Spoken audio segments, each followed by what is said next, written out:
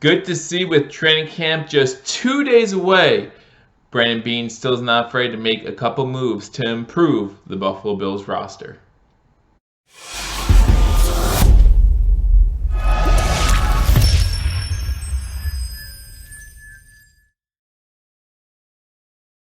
Guys, before this video gets underway, I thought this would be a perfect time to remind everyone that if you haven't already entered for your chance to win this Andre Reed signed mini helmet, you want to go ahead and go to www.bewarethestampede.com. Right down here, I give you the link, and it's also in the description, and log your entries there. You can start by subscribing to Believers Talk. You can subscribe to his mailing list while you're on the website.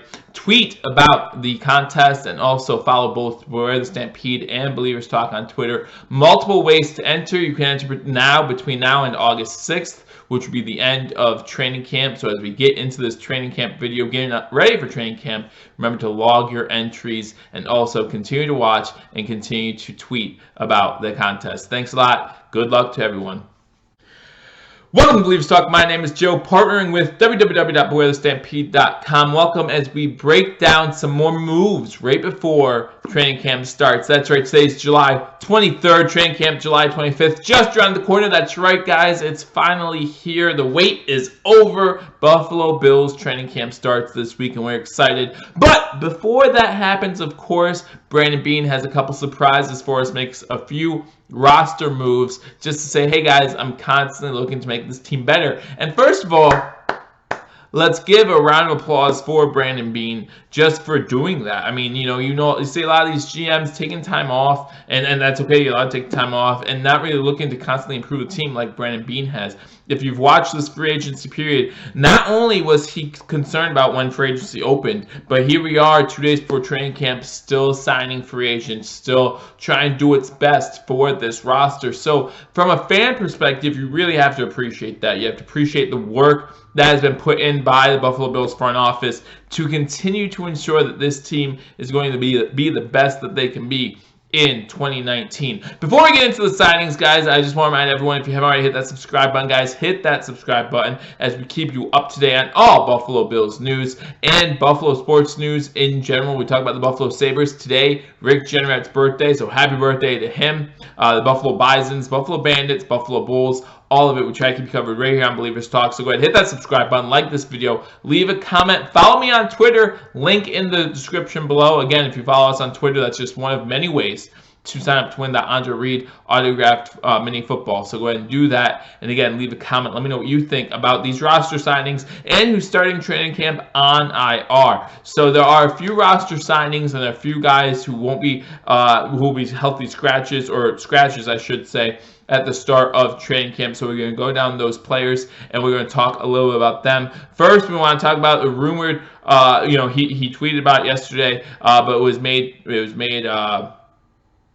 factual today by the Buffalo Bills. The Bills signed guard Asiata, formerly of Miami. He was drafted in the 5th round in 2017 by the Miami Dolphins. He was released just June 6th of 2019. So released June 6th. Didn't take him long to catch on somewhere, and now he's with the Buffalo Bills. And I gotta tell you, sometimes you like picking up a player from a division rival, right? Because he knows now that, hey, if he makes this team, he's going to play the Dolphins twice, so that's going to be a little bit extra motivation for him, right? He's going to be a little bit extra motivated to get out there and prove what he can do, show what he can do. So Asiata is 6'3", 345 pounds, originally from the University of Utah. That's where he played some college ball. Won a couple of awards there, was a starter all 4 seasons. So, we know that he has the durability. We know that he can start. So this is just one more addition to a loaded offensive line revamp. Will he be able to make this team? I'm not sure,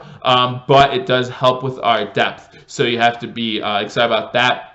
With that, we have to say, well, with that, obviously on our 90-man roster, who did we get rid of? Well, Jeremiah Searles actually has to start on IR for for training camp with a foot injury. So with him going to the IR, made us able to pick up another player. We pick up Asiata. So, for Jeremiah Searles, kind of a tough break. This is a guy who I had on the roster bubble, and so it's tough to not start training camp fully healthy. Originally from the University of Nebraska, he was a Cornhusker. When undrafted in 2014, was picked up at that time by the team that formerly known as the San Diego Chargers.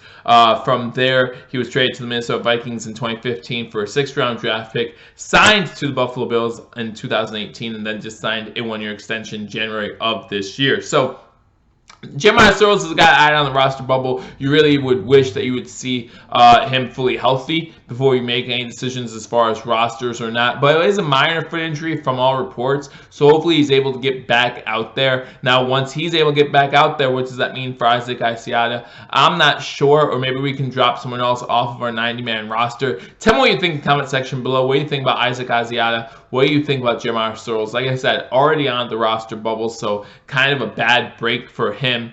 We have 3 guys starting training camp on the IR. You're talking about Jeremiah Searles, of course, with that foot injury that I talked about. Tyler Kroft, tight end, broke his foot during OTAs, so we knew he was going to start an IR. And then Frank Gore has an undisclosed injury. I believe it's just old. Okay, I think that he's going to start on IR just to make sure he doesn't get banged up too much. We're talking about a 36-year-old running back here, a guy who's currently 4th in the NFL all-time rushing list, guys, if you can believe that. Only about 510 yards or so away from Barry Sanders for 3rd place. So, if you're a Bills fan, are you hoping that he breaks Barry Sanders' record this year, or surpasses Barry Sanders for 3rd, I should say, all time on that rushing list? I think it's doable. I think 510 yards, 520 yards, whatever it is, I think that is definitely doable. I think Frank Gore could do it if he stays healthy. Frank Gore is one of those guys, I definitely see him firmly cemented in this roster. Probably one of 2 running backs that I would be completely shocked. It would be him and Devin Singletary. If they got cut, that would probably shock me the most. Obviously, Devin Singletary, because he was a draft pick. And then Frank Gore, I just think for the price we got him at, pretty cheap for that veteran type guy who will get you 3-4 yards a carry. I think we want to keep him around. But do you think he breaks 500 yards this season for the Buffalo Bills? Maybe. Who knows? We'll see what happens. But like I said, that's how far he is from going from 4th to 3rd all-time on the rushing list. So Frank Gore is going to start on the IR. Like I said, Tyler Kroft and Jeremiah Searles will join him on the IR as well. But those are not the only moves the Buffalo Bills made. Those are the bigger moves. But now we have room on our roster with Frank Gore starting on IR, with Tyler Kroft on IR, and with Jeremiah Searles on IR. We talked about Isaac Asiata coming on the team. We also signed Abraham Wallace, defense back, was an undrafted free agent. Signed him in May. Okay, so if you don't know anything about Abraham Wallace, I'll tell you a little bit about him now. He was undrafted this past draft, 2019 NFL draft. We signed him in May, right? And we signed him. He's on the team. Well, then Tyler Kroft breaks his foot, okay? So we have to sign another tight end for depth. We have to get more depth at that tight end position. And unfortunately, Abraham Wallace was the guy we had to release to make more room at that time. But obviously, there's interest there, right? Because after we cut him, what do? We bring him back on the team the next chance we get. So there's an interest there in the defensive back, Abraham Wallace. Now, I will say that defensive back feels getting a little tight. That defensive back room, has a lot of depth to it. So I think he's going to have to really show out during training camp, during preseason, if he wants a roster spot on this team. But you also look at him and he can easily be a practice squad type player as well. So you look at him and say maybe he's set for the practice squad, or maybe he is going to show out in training camp, in preseason, see what happens. He did play with Tre'Davious White at LSU for a little bit. He did transfer from LSU to West Alabama. During last season, he was with West Alabama. He had 60 tackles, 2 interceptions, half a sack, and a forced fumble. So he's a player. He can play. Now, like I said, he had transferred due to not getting a lot of starts in LSU, but he was able to play at West Alabama and able to start. So hopefully that could just only add to his experience and get him some reps in training camp and see what happens from here on out. I just think it's going to be really tough for him to make the team with the defensive backs that we already have on there. And then the other move we released, wide receiver Damari Scott. We did not see him making the team during our roster breakdown edition. and this just shows that that's to be true. So Damari Scott, wide receiver, has been released. He did play 3 games for the Bills last season, did not record a stat in those games. Started the season last year with the Cleveland Browns, but was unable to get anything going with Cleveland, unable to get anything going with Buffalo. So we wish him the best, but he was released, so now teams can try to pick him up. So that is the player news for the Buffalo Bills. Again, I went down some of these players. Let me know what you think. Let me know who you think might have a shot between Isaac Asiata, Abraham Wallace. Do either one of these guys have a shot of making that 53-man roster? Again, guys, remember, we have to have this 91-man team roster cut down to 53 guys by August 31st. So, we do have a deadline here, but that's after all the preseason games have happened. So we have a little bit longer. It's not like it used to be when you have like 3 or 4 different cuts throughout the year. You have one cut date where you have to be down from 91 to 53, and that's August 31st. But that is not all the Buffalo Bills have been doing. The Buffalo Bills not only are trying to improve the product on the field, they're also trying to improve the product off the field. And the Buffalo Bills just today hired former Texans GM Brian Kane as our senior personnel advisor. So in 2017, he worked with the Buffalo Bills, Brian Kane did, and he was an advisor that I think was the vice president at that time. Went over to Houston, was the GM there, and then he was released earlier this year. And it was a big surprise to a lot of people that he was released of his duties as GM of the Houston Texans. But then the Buffalo Bills were real quick. Brian Beane was real quick to give him a call and get him rehired with the Buffalo Bills. A little bit about him. Prior to his work with the Bills in 2017, he previously worked under Bill Parcells with the Cowboys, Jets, and Dolphins. So he knows our division pretty well. Not only that, pretty good coaching tree when you fall under Bill Parcells, right? I mean, that's someone that you can learn things from, who can be kind of like a mentor to you. He did play some football. He played in college, and he was undrafted free agent in the NFL. He played for the University of Maine, as a tight end, and then he was an undrafted free agent, I believe, by the New York New Jersey Jets. For those of you who watch my channel, you know that's how I like to refer to them as.